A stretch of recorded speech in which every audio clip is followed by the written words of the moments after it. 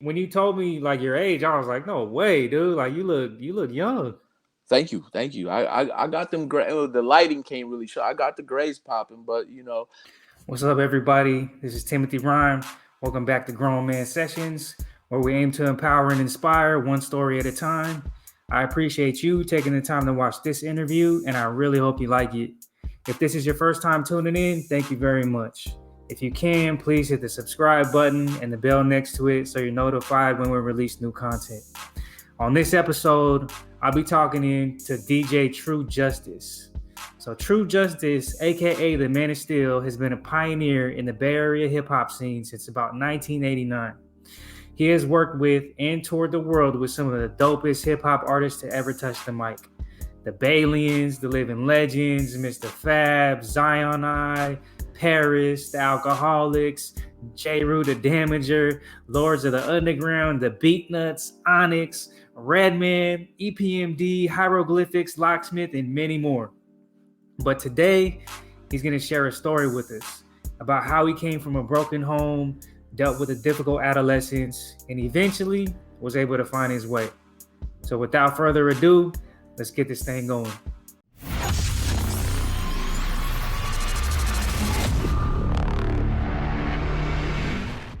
So today, I'm really blessed to have a conversation with somebody that, in my world, in the hip hop world, you see cats that are, that grind and then they go away, or they grind and they don't get where they want to go, and then, they just give up. But, my guest today has been on his grind for a very long time, and he's so consistent, and he's dope, and he's just a real dude. So I'm very glad that I get to have this conversation with him. What's up, DJ True Justice, man? How you doing? hey, what's up, man? How you doing, Timothy? Pretty good, Is man. is Pretty good. I got real quick. I always see Timothy Ron. Timothy Ron. Do your friends call you Tim, or does everybody get all the syllables? Nah, I rarely get Timothy, man. That's like a only at the our artist venue type thing. You know what I mean? Got Like you, got you. most people Okay, just say Tim. You know what I mean? But okay. if people have And the time and the ability to say Timothy, it's all good to me. well, I feel like if you're gonna say Timothy, you got to say the rhyme. It's kind of like a Tribe Called Quest. You got to say the whole thing. You gotta But go with it. since yeah, but since we homies and stuff, all my folks call me True. So I invite you to call me the same. All right, cool, man. True and Tim, and we just gonna chop it up, man. There we go. There we go. Cool, man. Well, I just, before I start, man, I just want to like take the time to like just give you your flowers, because I knew that you was a hard worker, and I knew that you was like, always on your grind. But after reading your bio, man, like I didn't know your history, so Oh, word. I Okay, just yeah. I just want to give you your flowers, man, because like it's really dope for me to see artists, or I consider you an artist, you're a DJ, but to me you're an artist that have been able to like take such big strides in their career, man. So just want to give you your flowers, man. Man, I appreciate that. I always been DJing. I started DJing in 1993, but when I got into DJing, I didn't want to be, I didn't want to be on the radio. I didn't want to be doing parties. I wanted to be Jam Master Jay. You know what I'm saying? I wanted to be the DJ behind the rappers, and the whole show thing has always been number one for me. Right. And then I'm late in the game because I didn't start touring. My first tour was 2006. A lot of my contemporaries and my colleagues and my peers, they've been touring since since 93, 95, and earlier. Some people, like I grew up with Hieroglyphics, Hobo Junction, and directly next to me was Misfits of Styles, Mike T, Dream Nefra, Planet Asia. We all come from the same like school. You know what I'm saying? When I say school, I don't mean like high school or junior high or Right. anything. I'm talking about Telegraph Ave to Deep East Oakland. You know what I'm saying? That was our school. And Yeah. I represent Berkeley. Like I said, I started DJing in '93, and there was no DJs that I could bounce ideas off of until I met DJ Lex in 1997. Now DJ Lex is Soul's Mischief's DJ, former DJ. And we met in 97. That was the first time I met another DJ, my age, and and we formed a crew that year, all purpose DJs. So I learned a lot of stuff from him. He learned a lot of stuff from me, and yeah, just going back, man. So it's just like different eras and stuff, and we could talk about all of that. Yeah, man. Or I think even before the music too. You know what I'm saying? Being, as a black man in America, we all got stories. Well, yeah, man, that's kind of what I wanted to get into, man, because I love talking with artists because I just, have that natural, relationship, I guess, like that natural, like interest in like the whole artistic side. But for this platform, man, like I'm really trying to like speak to your own personal story, man, and to your own experience. Grown Man Sessions is for the people that, that are looking for some inspiration, looking for some people that they can relate to. And I feel like, everybody's got a story, man, and everybody's got things that they've overcome. Everybody's got challenges that they faced. But I feel like, I was told that, once you hear somebody's story, it's hard to not love them. So I just want to give our people the opportunity to tell their story and for their story to be heard by as many people as we can possibly get in front of. So I'm all for it. So yeah, man. So let me ask you, where did you grow up?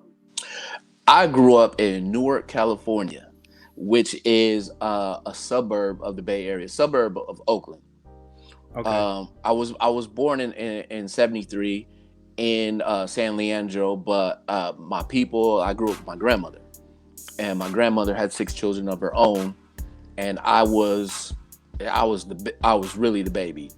And at the time, in the 70s, early 70s, man, Oakland was, and I'm speaking specifically on East Oakland. Oakland was crazy, and we moved up. My grandmother moved my family out of Oakland into the burbs when I was like 2 years old. So 75, we landed in Newark, California, which is, Newark, Fremont, basically the South Bay. It's actually before you even get to San Jose. So, man, is that like Hercules and Antioch and all that? That's north. Okay. Hercules and Antioch is north of Oakland. I'm about 30, where I went to junior high, elementary school, high school. All of that, man, is about 30 minutes south of Oakland. Okay. So when you go in 880, Oakland, San Leandro, Hayward, Union City, Newark, boom, and that's where I was, and that's really the suburb of Oakland, and that what was going on, during the time, because there was a mass exodus of people my age, young black people, and my grandmother and my mom were young black people at the time. And so the crime and everything that was going on, had my grandmother like, yo, this is crazy. Let's get out of this and go to do something else. Boom. And then, so my mom was actually in the house with us at the time, but she didn't follow suit. She didn't go, my mom was still, my mom is 20 years older than me. So she was 20 when she had me. So she was still in the street. So that really had, and I at the time, up until about, man, I would say a long time, and I didn't know my dad. You know what I'm saying? And so I'm a product of, the exodus of Oakland, looking for, better pastures. It wasn't my idea, but it was my grandmother. And not looking back on it, I could see what was going on. So I grew up in the suburbs, and I was like me. I had like 5 homeboys. You know what I'm saying? That was black, like a good 5. You know what I'm saying? There was black people sprinkled around Newark and Fremont, but back in, the late 70s, early 80s, it was scarce, bro, and like it was hard, man, because I got a lot of homies that grew up in the heart of the city in Oakland and all of that, and they have stories of of drug dealing, guns, all of that. I got the same stories, but it just wasn't prevalent. I didn't grow up in that. You know what I'm saying? My obstacles that I had to overcome were basically, racism and, uh, you know, trying to find myself. I felt, looking back on it, I was really insecure as a young person, and I didn't know what was what. Because here's the thing. I went to elementary school right around the corner from my house, like a 2-minute walk. All my homies, like the 5 brothers that I mentioned, went to that school, and it was all good. I think I was in 4th grade, and with my grandma, and at the time everybody had, like, we took like an IQ test. Everybody in the school, just whatever, for whatever reason, that's what happened. And then when I got the results back, when my grandmother got the results back, she pulled me out of the school because I tested very high, on the IQ test. And my grandmother, she always wanted what was best, and she did what she felt was the best. She took me out of that school and put me in a school across town where all the white people was at. You know what I'm saying? It was a better school. She knew what was going on. She was like, okay, my grandson is highly intelligent, so I'm gonna do what I need to do to nurture that. And what she didn't know was she was taking me out of my comfort zone, where all my homies were, and that I could relate to, because all my homies all their folks was back in Oakland too. You know what I'm saying? So at that time, anytime you seen a black person, they would probably came from Oakland, because Oakland was crazy back then. And so, man, I just remember leaving that school and just being like lost, like really lost, bro. Like I would go to school and the kids would laugh at me. I didn't know why they were laughing, but I found out really quick. You know what I'm saying? It was because I was different, because I was black. I used to come home crying like every day. So my grandma like, yo, you got to put me back in the school where all my friends is at. They hate me over there. Right. And I remember the day, like, just because I was ridiculed. Like, it had to be, like, honestly, back then it felt like hella long. Like, oh, I was going through this for like my whole school year, or you know what I'm saying? Like, but it was probably days until somebody turned on some music. Like just being, recess or whatever, just music. And that was the thing, man. I knew how to dance. I could dance, and I could fight. You know what I'm saying? and that's you know what I'm saying, being that young in the 4th grade, be like, you got to join a clique, or you're either a jock, or you're like the dude that all the girls liked, or you got to fit in somewhere. I didn't really fit in until, like I said, somebody turned on some music. I was really gifted at dancing, so I, the break dancing, but I used to boogaloo though. I don't know, a lot of people don't know the difference between breaking and boogalooing. You know what I'm saying? I didn't really do the floor work. I was popping and locking and doing the dances. And so and then so it was like a double whammy, because boom, my intelligence put me in another school, which I didn't want to be in. It wasn't cool. I was ridiculed for being black. None of the girls liked me. And then boom, it switched up. I knew how to dance, so I was popular. So I was really popular. And then one of my teachers kind of was, picked up on it and told my grandmother, hey, he's really a good dancer. You need to do something with that. And I'm like, oh shit, here we go again. Pardon my French. I'm gonna make it quick, but just looking back on it, man, I'm like, so my grandmother took that opportunity, and she's like, okay, well, he can dance. Let's do something with that. Because, I want my grandson to be somebody. And she was like, okay, well, he's going to be a dancer. And she didn't really, she went like totally left. Put me in like a jazz / ballet class. You know what I'm saying? Damn. Oh, man, bro. You talk about being ridiculed, bro. That was some more other stuff because I used to have to hide that part because I was like, yo, she put me in that side of town. You know, it was like the Fremont side of town. Like Newark is on all areas is surrounded by Fremont. Fremont is bigger than Newark. Newark is really small.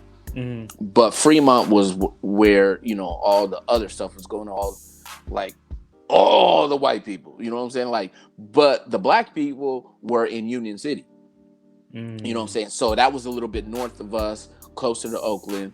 But man, I just had a rough ass time with you know, finding myself and being secure in who I was, man. And so I look back on that and it kind of like was a catalyst to a lot of things that I'm doing now, I'm still doing, a catalyst to you know, what I was into, a catalyst to like the I won't say religion, but way of life that I chose.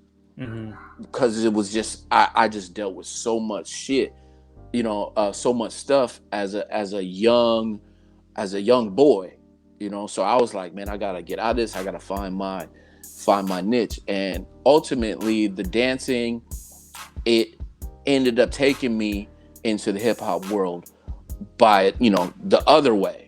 But you know, as far as my grandmother was concerned, she wanted to nurture any talent that I had, and God bless her soul for that, you know. Yeah, But man. I think it's really dope that your grandma was there to, like, you know, at least try, man. It sounds like she was trying to advocate for you the best she knew how. I'm curious though, like how do you think not having your dad around at that time, like how do you think it affected you?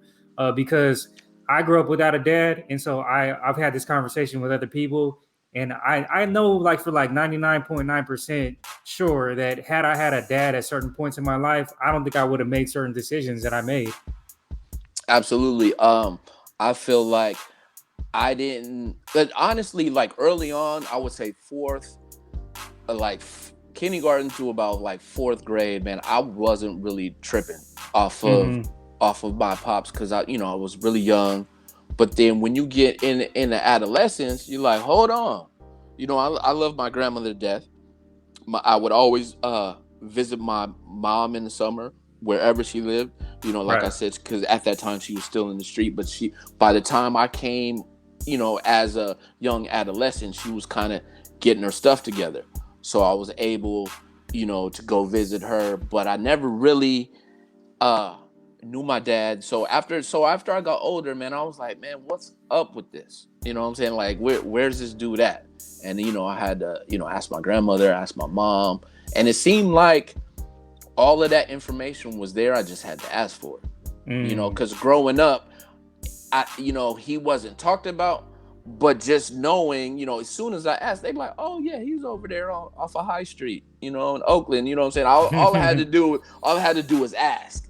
And Right. so looking back on it, man, yeah, definitely. If I had a father figure in my life, I think a lot of things would be different. But at the same time, I don't want to say it would, you know what I'm saying, just based on my personal experience, I don't know if it would have been better. But, you know, certain decisions as a man, yeah, like certain things that I had to Right. learn on my own or just from observing others, because the first father figure that I had was my grandfather.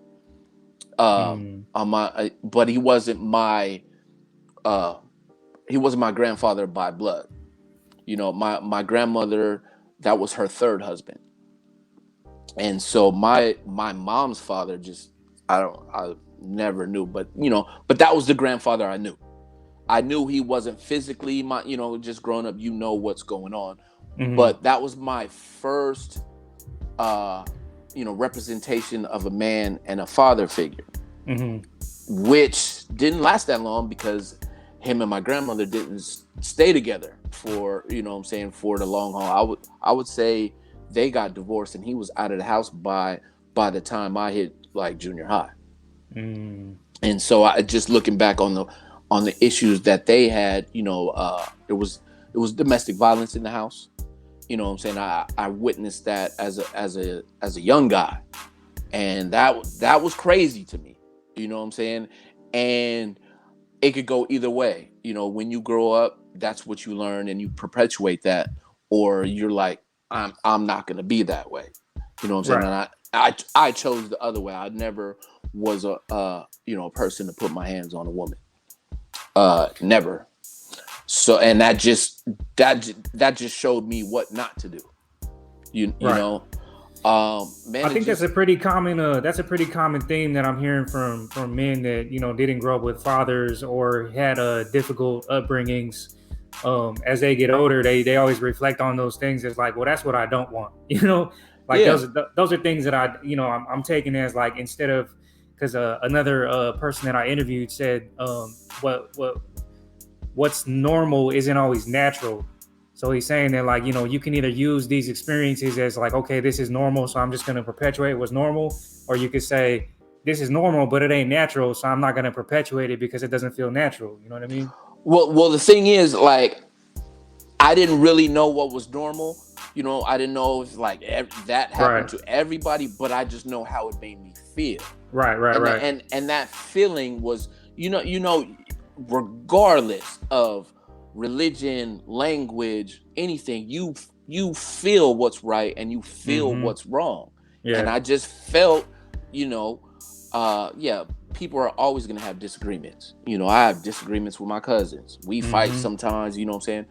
But I just know how that escalated and how it made me feel as a young person, and being helpless. You know what I'm saying? That's Right, another right. thing, because it could go a lot of different ways. That Mm-hmm. feeling of helplessness, you know what I'm saying, not being able to help somebody that is your world. My grandmother was my world. She did any and everything for me.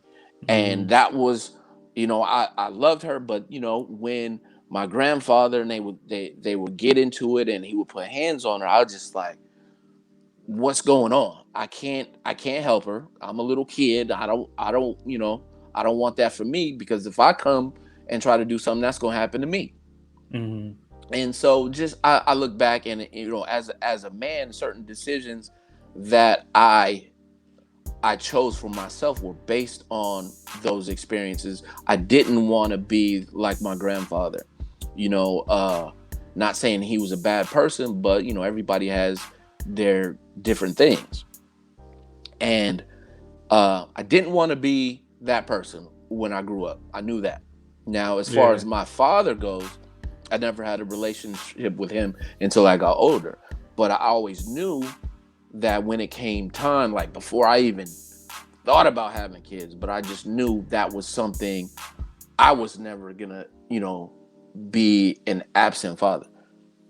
And then So go ahead. sorry, man. So having described, like, all these different rough scenarios, what do you think, like, aside from you saying that you just didn't want to be like that, or you didn't want to, like, have that be a part of your life?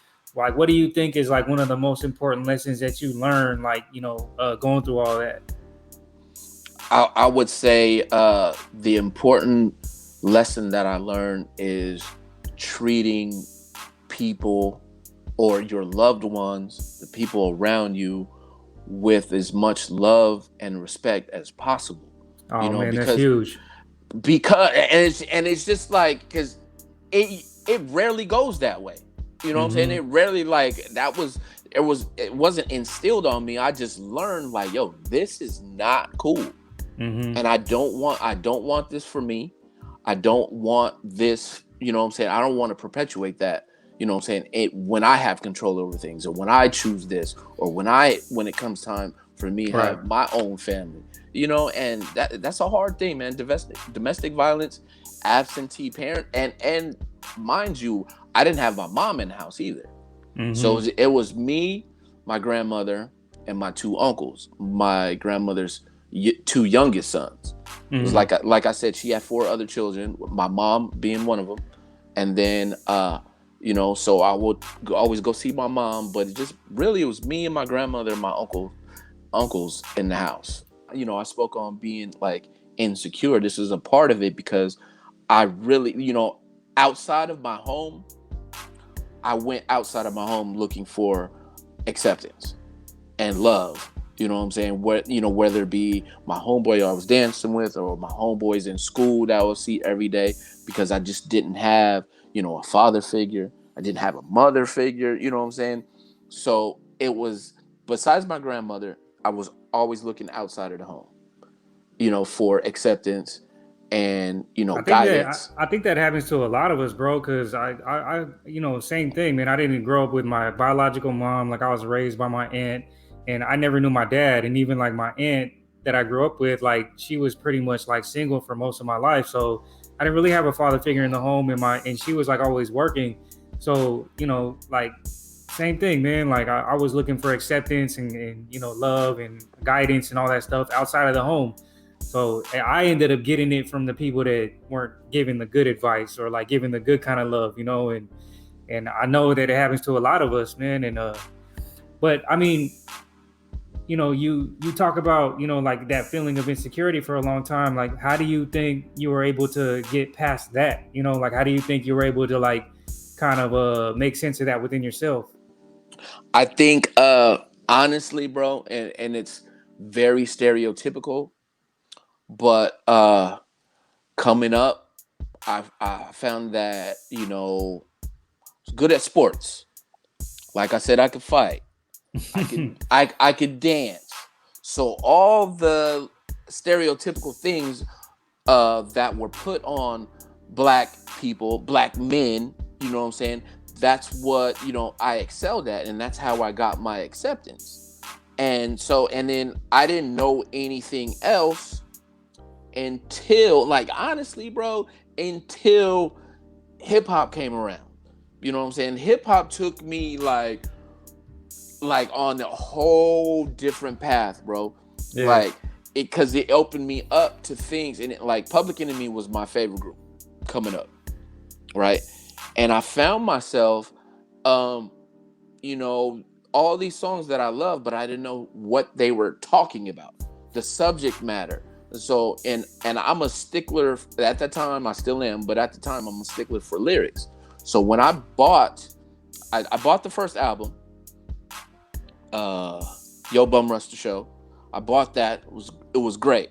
But when the second album came out, this was cassettes. Then I pulled it out. The liner notes had all the lyrics, and so Yeah. I'm reading along with the lyrics, and I'm seeing certain things that I had no, what I'm saying, no knowledge about. I didn't know who Joanne Chesimard was. You know what I'm saying? Who it ended up changing her name to Asada Shakur. I didn't know who Farrakhan was. Oh I didn't wow. know. I didn't know who Malcolm X was. They were I all didn't. in the liner notes.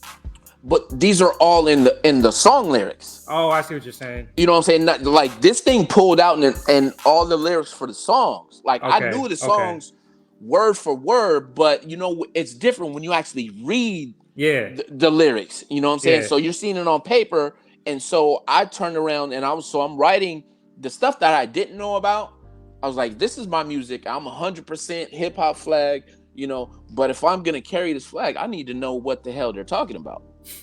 So hip hop was responsible for me getting knowledge itself, because that sparked me to, of course, I did all right in school. I was very good at school, but I just didn't apply to myself to it. I was really I should have been getting straight A's, but I was like a C student. Yeah, you You were know what just I'm getting saying? by. I was just getting by, but that changed when what I'm saying, with the music, and I became a bookworm. Not in the sense of I'm taking home these books that are curriculum. I'm taking these books home. I'm going to the library because I'm doing the knowledge. I'm studying what my favorite music, and the music back then, it was life.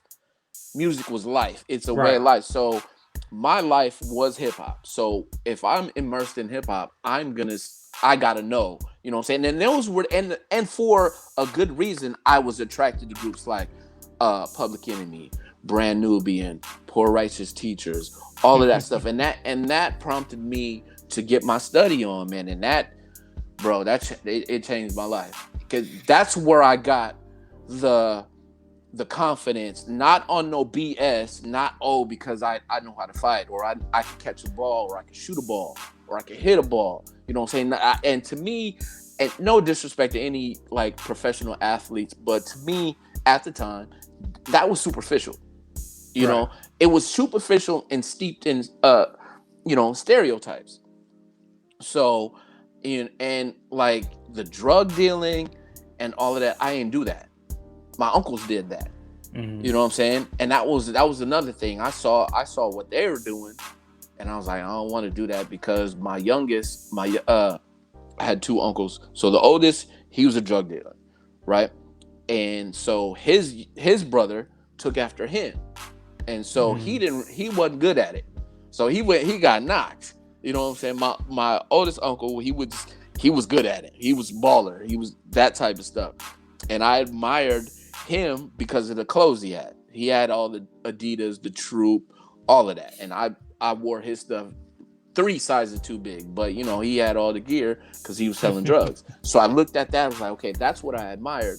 But then turn around, I didn't admire his brother, my other uncle, because he went to jail. He had the police come into my grandmother's house, handcuff me, handcuff my grandmother, and my sister is a baby. So they raided my house, bro, and I'm living in the burbs. I'm talking about 2-story, 4-bedroom, front yard, backyard type stuff. And my grandmother has roots in the South. Mm-hmm. So, and the police came to my house and was looking for my uncle. My uncle wasn't home at the time. He was still in high school. You know what I'm saying?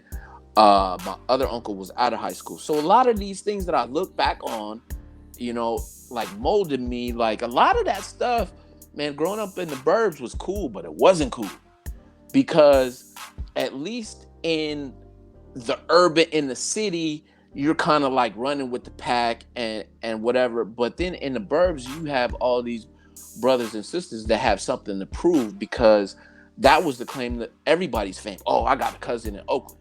Oh, my family's from Oakland. I'm hard.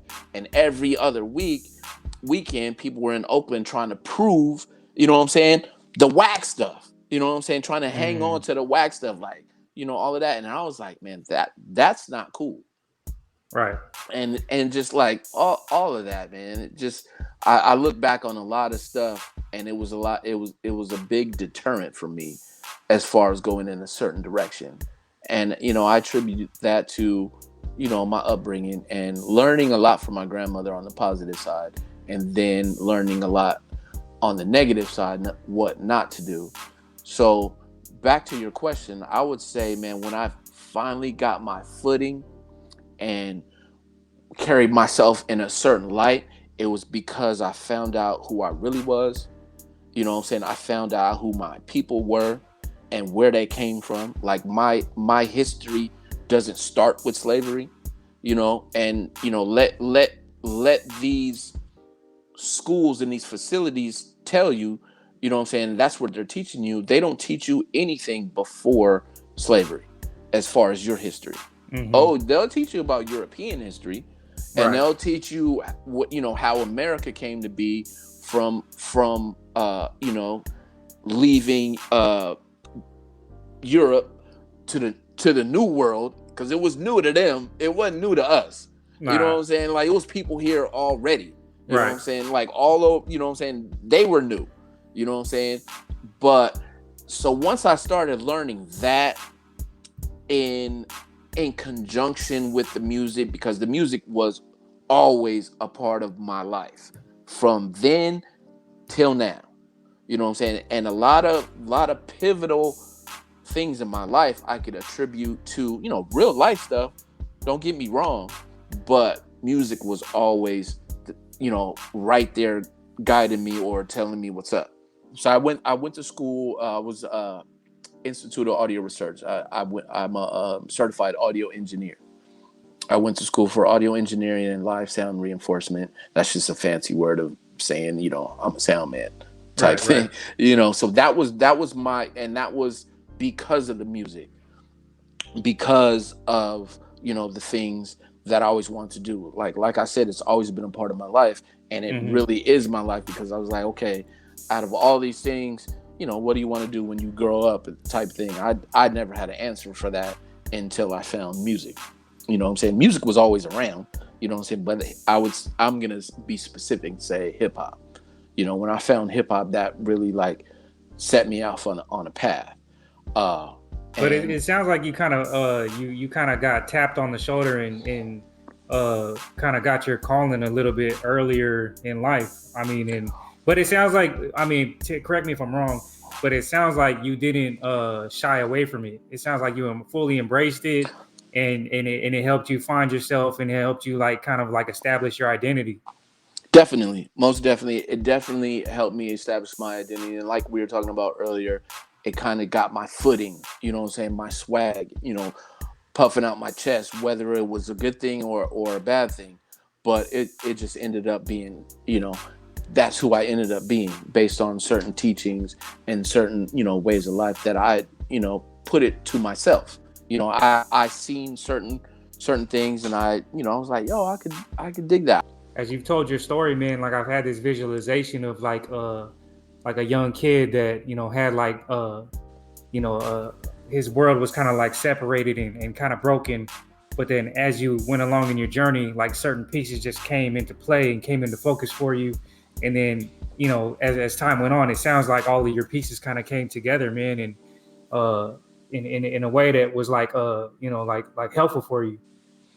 So it for people out there that are listening, that may not be at that point yet, just know that it's possible, man. Because I think as time goes by, you never know what the universe is going to unfold for you, especially if you have like a positive outlook and you're you have good intentions. Um, Yeah, so I would just like to say, man, just adversity is really it's a way of life. You know what I'm saying? It's gonna happen. mm, And it's just uh just how you come through it and how you are able to stand up to it, whether you're running through it straight ahead or you stumble. You know what I'm saying? But you can always get up. And we all have yeah. people that around us that are just dropping, for one reason or another. Hey, you ain't lying, man. I had just in 2020 alone, I think I had about like 4 or 5 friends die, and I mean not from a COVID or anything like that, but just because of their health. Yeah. And I'm talking about like maybe a year or two older or younger than me, and I'm about to be 40. So that just baffles me, man, because like there's just so much to live for, man, and if all it takes is just correcting the things that I eat or just cutting out some partying, I mean, it's worth it for me, man. It sounds very cliche, but I gotta say it. I gotta say it, man. You gotta go through hell for things to come out right. You know what I'm saying? You gotta go Right. through hell for the things that you love, the people that you love. You know what I'm saying?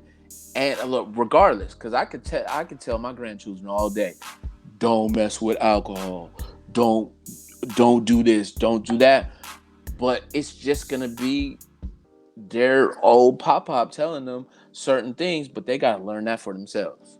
You know what I'm saying? I could give you examples of certain things that I did. Right.